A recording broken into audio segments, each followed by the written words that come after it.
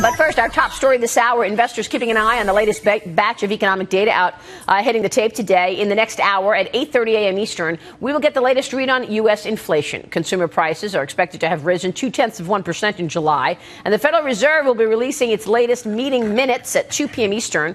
We are watching for any hints of the central bank's first rate hike since the start of the financial crisis. The next big measure will be the August jobs report coming out first week of September, before that September meeting.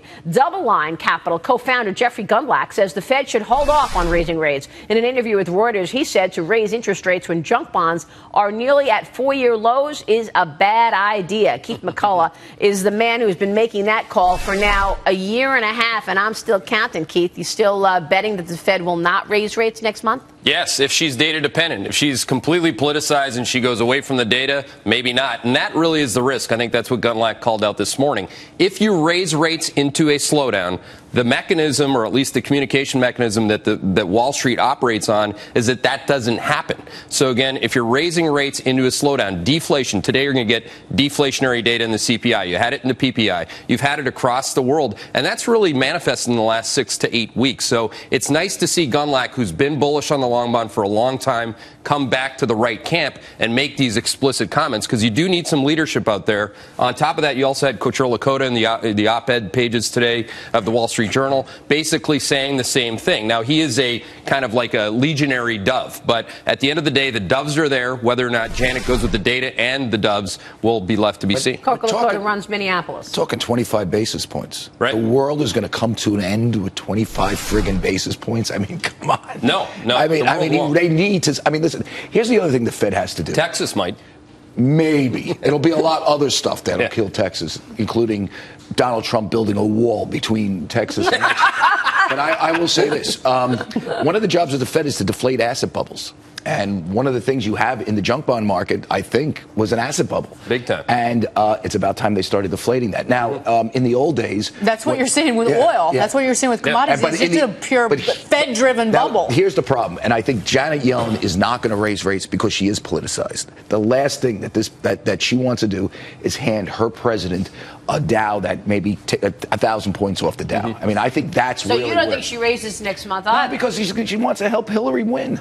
I mean, that's it. I mean, look, the reality is that, Charlie's right on the deflation of asset prices, but you can't say that that's not bad for the market. What I'm saying is that you created this bubble, you perpetuated this bubble, you didn't raise rates when you should have. Right. 25 beeps, 50 beeps when the economy was accelerating in 2013 would have been a very good idea. Now they're going to be tightening into a slowdown. So I'm telling you, $20 oil, $25, $30 oil in the state of Texas is going to be like a depression in that state relative to where they came from. But couldn't it be what Charlie's saying, one and done? I mean, the Fed raises rates 25 basis points in September just because everyone wants them to do it, get away from zero, and then they're done for a little while. Not done. I mean, would that really impact an economy that's just gaining traction? I think that if they raise rates, the next move will be to cut them.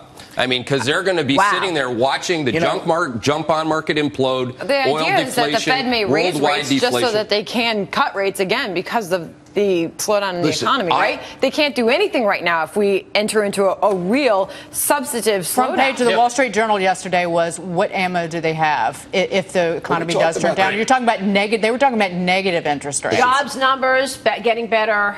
Every month we're seeing them get. I know they're not where they should be at this point in the cycle, but they're getting better. Housing market getting better. I agree with you. The inflation you want to watch for certainly the Fed's looking at is rents, is rising wages, which are in the pipeline, particularly with lower income Americans, because of the wage gains that you're seeing at the likes of Walmart. China just raised rates.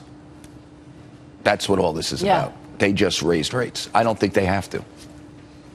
I think that this will be on your screen the day that they raise rates. We'll see what. I want the bottom line here. The market is expecting the Fed to raise, right? I mean, at least 25 basis points. It's not in September. No, right now the chances that the latest CME will watch on the Fed funds rates, is what 48% chance in September. Okay. The disconnect so the first actual probability of it happening is in December. This is a very important point. The market, Fed fund futures, is the right thing to look at. If you pick up the Wall Street Street Journal or the Financial Times, they'll say there's an 80% chance because all economists are saying it's time. But that's not what the markets are telling you. The economists look at data, and the markets are never wrong. Yeah, exactly. No, I was joking. All right. So I just wanted to get that because that's going to dictate whether or not we see a big sell-off in the market or not, if in fact we were to see. Isn't it absurd that we're talking about the Fed, though? I mean, you should be talking about GDP. It's the problem with Obama. Should be talking about growth. It's a talk. You know, you're right. We should talk about me sometimes. No, let's talk about me.